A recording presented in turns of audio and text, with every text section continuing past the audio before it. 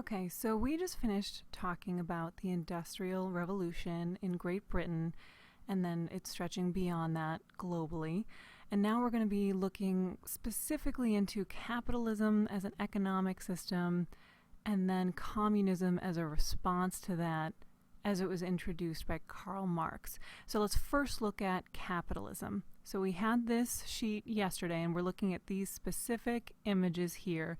The image 1 of the Walmart, image 2, which has like a banking image. Then you have image 3, which is going to be off a video game called Capitalism 2. And the fourth image is a factory owner or manager who seems to be drawing people into the factory. So when we're looking at those images, we're kind of deciding which is pro-capitalism, which seems to be condemning it, and then answering the questions that were below. So you did that yesterday. So now that you've had a chance to digest the images and kind of get your read on them, we're going to look at the article itself to get a more in-depth story of capitalism. So if you open up to that article, it says Introduction to Capitalism at the top, and we're just going to read through it.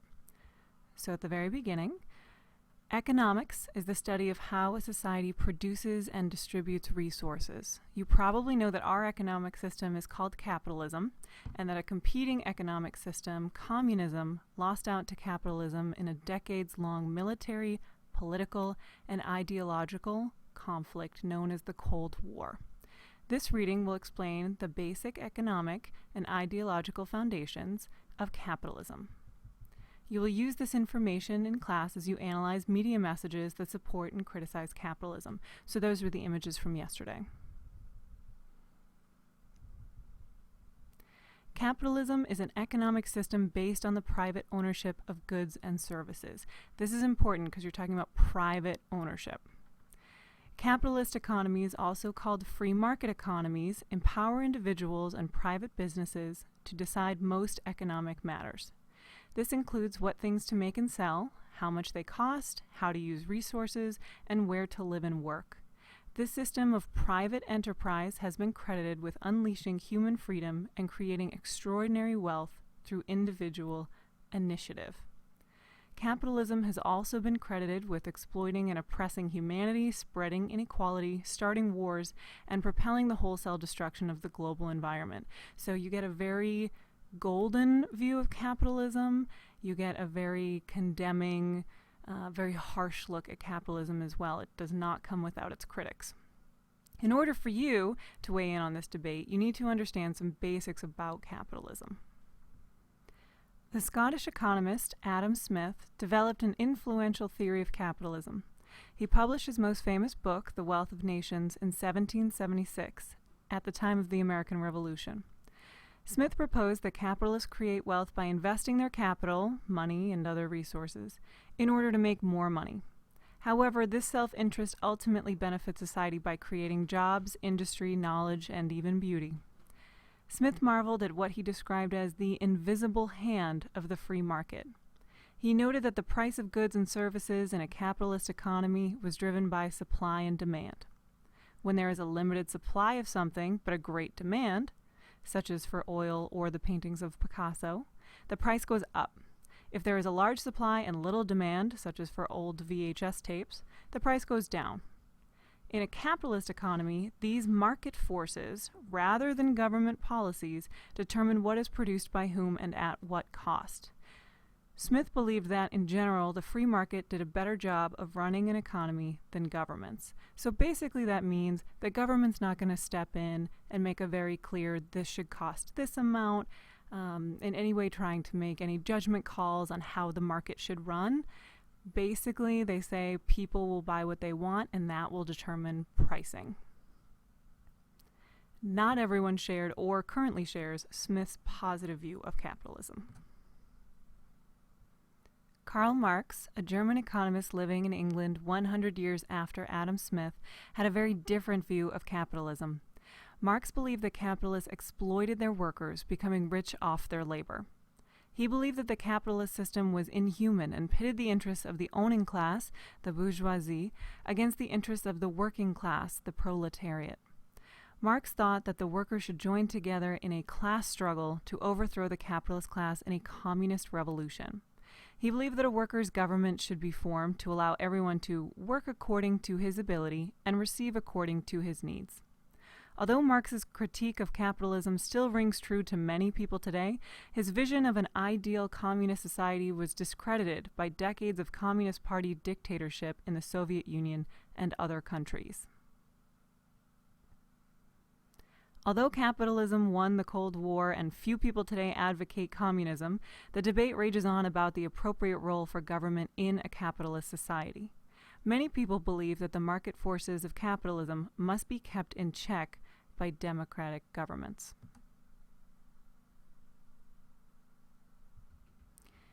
Now, this idea gets a little tricky when we're talking about the government stepping in and making any decisions in a democratic society. It starts to bleed into kind of a socialism conversation, which we'll get to in a minute. But we're just going to continue reading through this article, and then we'll go into a socialism versus communism versus capitalism conversation. So this view suggests that governments should help to redistribute wealth. That's a very socialist idea. Through taxes and government programs. It also suggests the use of government regulations or laws to protect worker safety and the environment, to ensure fair labor practices and a living wage, and to protect businesses from unfair competition. Other people believe that economic decisions are best left up to the private sector or individuals and businesses, not the government. From this perspective, taxes, government programs, and regulations are often seen as inappropriate or even unjust management of the free market. This debate has taken on new significance with the end of the Cold War, as capitalism has spread rapidly throughout the world in a process called globalization. Now that we've read through the article and you have more information on capitalism and a little bit of an introduction into communism, go to this section. Using these words above, fill in those vocabulary words in the article itself. Press pause while you're working, or if you need to go back and re-listen to any of the material covered, feel free. Once you've finished, we're going to watch a short clip from the Khan Academy, which you can find on YouTube. They have some great videos. So we're going to watch their piece on communism, and they also go into more depth on socialism. They do that really well, and then capitalism as well. Thought I would do a video on communism just because I've been talking about it a bunch in the history videos, and I haven't given you a good definition of what it means or a good understanding of what it means. And to understand communism, let me just draw a spectrum here. So I'm going to start with capitalism, and this is really just going to be an overview. People can do a whole PhD thesis on this type of thing. Capitalism, and then I'll get a little bit more, and then we could progress to socialism, and then we can go to communism. And the modern versions of communism are really kind of the brainchild of Karl Marx and Vladimir Lenin. Karl Marx was a German philosopher in the 1800s who, in his Communist Manifesto and other writings, kind of created the philosophical underpinnings for communism. And Vladimir Lenin, who led the Bolshevik Revolution and created essentially the Soviet Union, he's the first person to make some of Karl Marx's ideas more concrete. And really every nation or every country which we view as communist has really followed the pattern of Vladimir Lenin, and we'll talk about that in a second. But first, let's just talk about the philosophical differences between these things and how you would move. And Karl Marx himself viewed communism as kind of a progression from capitalism through socialism to communism. So what he saw in capitalism, and this, at least this part of what he saw was right, is that you have private property, private ownership of land. That's the main aspect of capitalism, and this is the world that most of us live in today. The problem that he saw with capitalism is he thought, well, look, when you have private property, the people who start accumulating some capital, and when we talk about capital, we could be talking about land, we could be talking about factories, we could be talking about any type of natural resources. So the people who start getting a little bit of them, so let me draw a little diagram here. So let's say let's say someone has a little bit of capital, and that capital could be a factory or it could be land. So let me write it capital.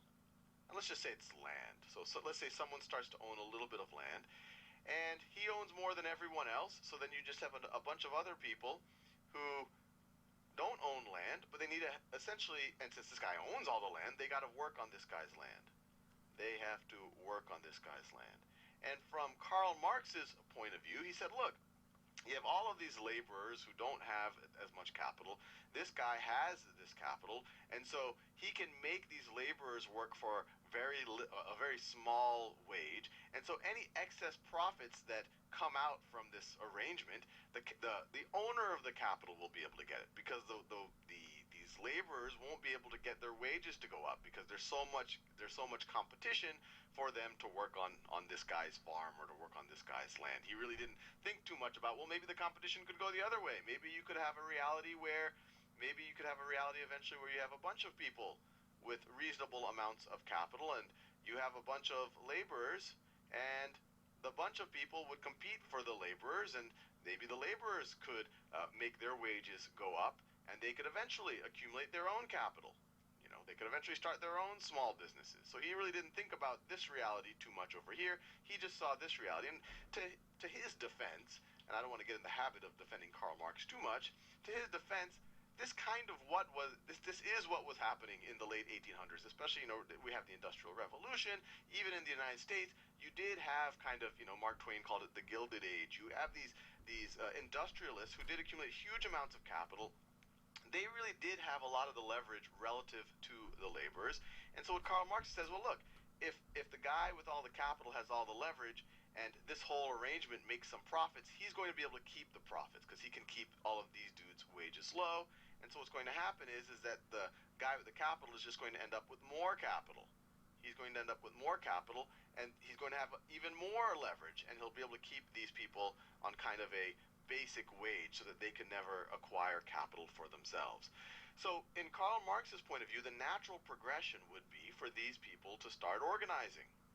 So these people maybe start organizing into unions, so they could collectively tell the person who owns the land or the factory, no, we're not going to work, or we're going to go on strike unless you increase our wages, or unless you give us better working conditions. So when you start talking about this unionization stuff, you're starting to move in the direction of socialism. The other element of moving in the direction of socialism is that Karl Marx didn't like this kind of high concentration, or this is socialists in general, I should say, didn't like this high concentration of wealth. That you have this reality of not only do you have these people who could accumulate all of these wealth, and maybe to some degree they were able to accumulate it because they were innovative or they were good managers of land or whatever, although the Marxists don't give a lot of credit to the owners of capital. Not they don't really give a lot of credit to saying maybe they did have some skill in managing some type of an operation. But the other problem is that it gets handed over. It gets handed over to their offspring. So private property, you have the situation where it just goes from maybe father to son, or from parent to a child. And so it's not even based on any type of meritocracy. It's really just based on this inherited wealth. And this is a problem that definitely happened in Europe. When you go back to the French Revolution, you have generation after generation of nobility, regardless of how incompetent each generation would be. They just had so much wealth that they were essentially in control of everything, and you had a bunch of people with no wealth having to work for them. And when you have that type of wealth disparity, it does lead to kind of revolutions.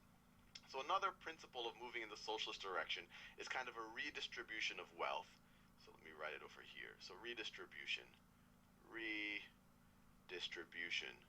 So in socialism, you can still have private property, but the government takes a bigger role. So you have, let me write this, larger government.